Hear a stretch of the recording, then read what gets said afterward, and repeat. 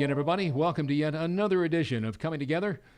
Kathy Motlagh, and I'm Scott Murray, and we're delighted to welcome you as today we are going to be talking about something we talk about quite often. Whether you're watching or listening, bottom line is we've asked you to come together and join us as we talk about leadership. Yes. In so many ways. Go ahead. You kick us off. Yes. So we are going to do a lot of episodes on how to elevate our leadership. And today we're going to talk about moving from survival, which is stress, anxiety, and overwhelm, to thrival, to being excited about what you do, being engaged in the workspace, and collaborating with your teammates, etc., and really feeling happiness and joy. Yeah, you just being a part of the team and making it positive and productive every single day. And there's no reason you can't do that. Yeah. That's your purpose in life, is to be happy, to be successful, to be, just everything that you do. Yes. I enjoy life. Yes. Look what I'm getting done. Look what we've done. Look what I've got. Where are we going? Let's do it again. Let's do it some more. Exactly. And, leaders want to have productive, high-performing teams and employees. Yep. And so the best way to do that is to make sure that they're thriving, not just surviving. Yep. And of course, life is what it is. All you have to do is turn on the news, and you see a lot of bad news. Right.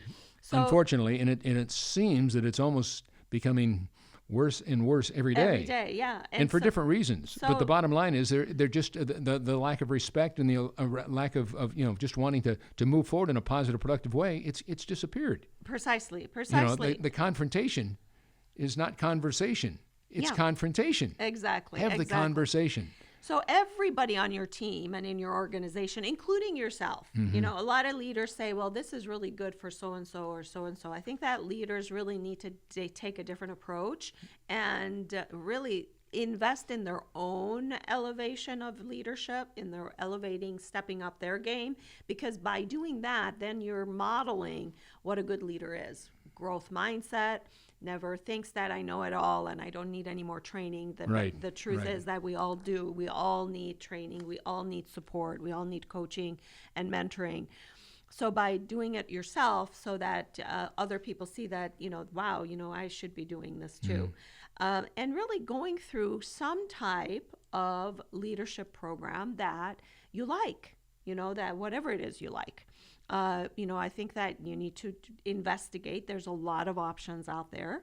And working with somebody you enjoy working with, and the process that you've done your due diligence, make sure it works and it's directed towards what your goals and initiatives are. But it's really important as leaders that we invest in ourselves and the people that we work with on a regular basis, just to offset all the negativity that's coming your way. Thinking positively and only addressing mindset just isn't going to do it. It's not a good strategy. Why? Because it's temporary.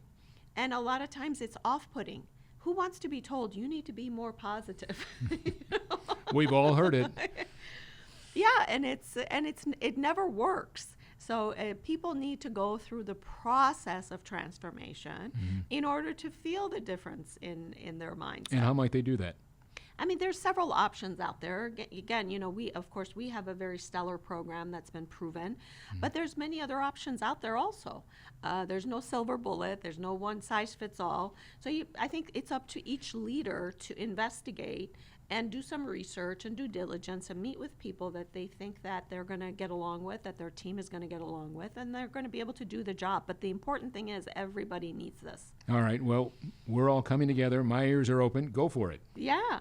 What do you want to start with? As far as the going from survival to thrival? Exactly right. Yeah, so I think that empowering if you're going to go from survival to thrival, your team needs to understand emotional intelligence, needs to have that as a skill. We call it emotional fitness, and you need to train. You need to train each employee, each human being in your team how to process negative emotions, how to use anxiety and stress as a springboard to action versus as a thing that's going to paralyze them, because that's the alternative.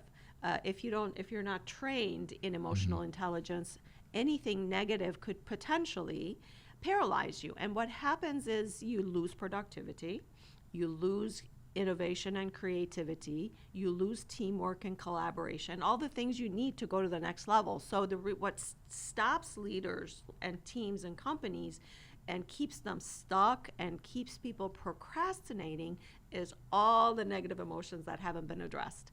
So by doing so, you empower the team to know exactly what to do when they're triggered, when they're upset. And, when we're done with it, for example, in our program, when we're done after 12 weeks, leaders and the employees and humans that go through our program are able to, most of them are able to self-regulate in under 90 seconds. Yeah, I was going to ask you how many, and you say it's 12 weeks. It's 12 weeks. Our okay. program is true. So that's basically 3 months. Yes. So I just wondered, though, what are some of the key things that you want people to be, fluent in when exactly they're done? Right as they move forward like that. Yeah. Okay, after 30 days, what do you hope to have accomplished? Now you got the next 60 days in front of you. Exactly. So you want to make sure you have your emotion mastery. Okay, so you want to have emotion mastery and mind mastery is the first part. The second part is to ascertain what your virtues and values are. What's the meaning of your life? And then the third part is what are your goals, vision, and future, what does that look like? So then after the 90 days, they have a pretty clear idea of what they want. They're equipped with all the tools they need to take care of the mind, the emotions that may or may not come up. And so they move from survival to thrival. They're empowered, and now the team's performance increases, revenue increase. If you have sales teams, that increases. And the bottom line is, it's not just about revenue, it's about profits. Now, a lot of people, though, they have great ideas and, okay, I've got 12 weeks to do this. Okay, let's see. Okay, I want to do this, I want to do this, I want to do this. But they don't have the wherewithal, well, maybe the follow through, maybe that's the best way to put it, to actually reach those things that they'd like to be a part of. Yes. There's so many people that have great dreams and great desires. Yes. But you got to work at it. Oh, yeah. You got to make it happen. Yes. Is there anything that you might share with us that are really key to making sure that all the things that you envision that you want to be a part of, okay, now how do I get from here up to there so I can be a part of all those things, and that's going to be a part of my life? That's a great question, Scott, because what most people do is our approach is very customized. It's bespoke. Any cookie cutter, off-the-shelf type of approach to leadership development is not going to work for the majority. It's going to work for a very small percentage of the employees and people going through it.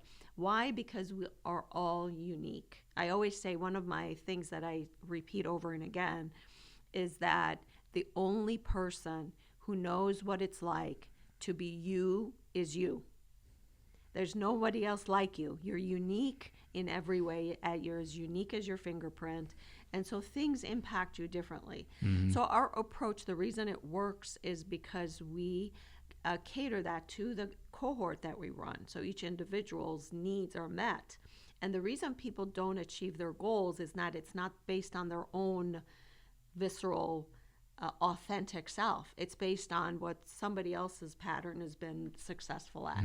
So when you follow someone else's path, I think broadly speaking as a strategy, following the path of doing A, Y, Z may work, but there's a million things between the A and the Y, that needs. The reason I didn't say A, B, C is because there's so many different things from A, the goal, to Y, to getting close to achieving the goal.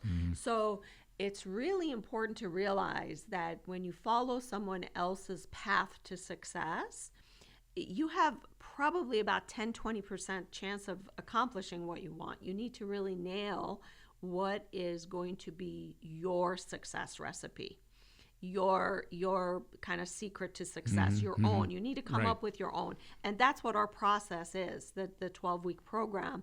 It's really the persons, the individuals, the leaders' secret sauce of what makes them successful. That's why we have an 87 to 92% efficacy rate. And the ones that are successful and pull off what they would like to be a part of, what makes them unique, or what makes them a little different? I just wondered, say, all the ones that are really good, they have done this, this, this, and this. Are the things that come to mind that the ones that are successful and pull off what they're trying to be a part of? Yeah, they actually go through the process. They learn. They do the exercises that we challenge them to do. Right. They follow the path, and we discover. We do it together.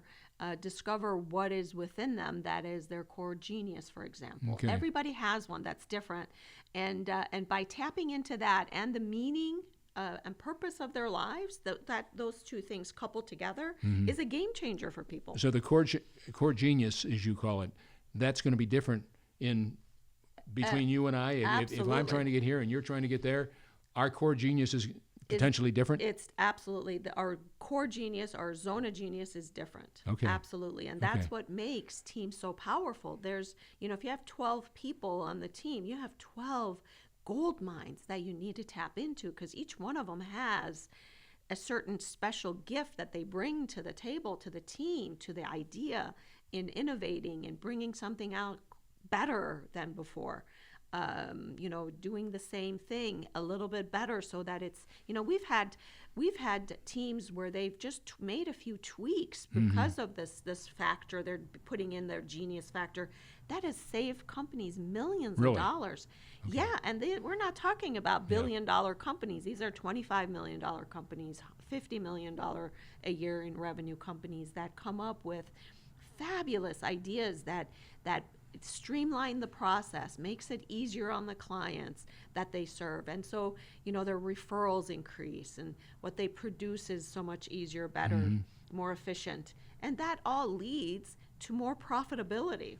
Yeah, and as I always say, they do so with great kindness, courtesy, and respect. Absolutely. You got to have the respect, don't you? Absolutely. And yes, exactly. The courtesy, the respect, so important in any culture. Because we've lost that in our world today. Yes, we have, unfortunately. And we are hoping that we find our way back to each other. And that's why our show Coming Together is so wonderful. Well, let me share with you, or have you share with our audience, closing thoughts on what you've just told us about.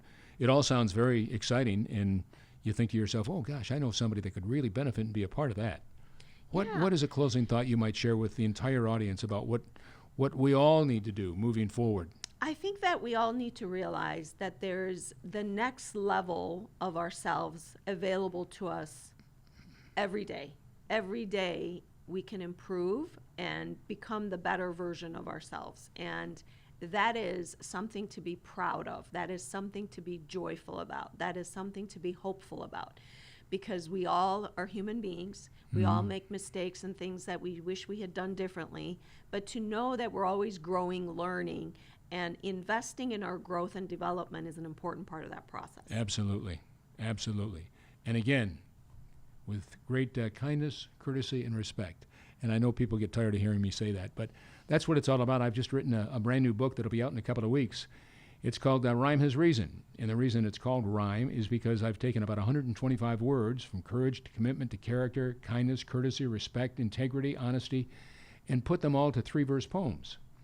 And we've done so just to show the world that, hey, that's the way we all need to live. That's what we need to be a part of. And that's what needs to be a part of our life every single day as we all come together, is the title of the program that Kathy and I are involved with. And that's what it's all about. So I thought I would close tonight, or this afternoon, or whatever time you're watching this, with a poem about my Leadership America creed. Leadership America, creating champions of change through a culture of civility, so that we all can be kind, courteous, and respectful every single day. It goes something like this. Living life is not just about me. A purposeful life is all about we, sharing together all that we see, even though we might not always agree. Respectful and kind is forever key. Truthful and transparent is what we should be. Eradicating the anger and the hateful debris. Live not in a world where we need referees. So let us move forward in a place we foresee, diverse and inclusive for both he and she. Matters not religion nor race. Faith is for thee. We must live in a world that's our home of the free. Wonderful. Wonderful. Thank you so much. Well, no, that's what it's all about, and let us all move forward in a positive, productive way with great purpose in our life, passionately, but again, always making a difference. Being that go-getter, but sharing your life as a go-giver. So until next time, right here on Coming Together. I'm Scott. This is Kathy. Stay safe, be well, and make a difference in someone that really needs a helping hand.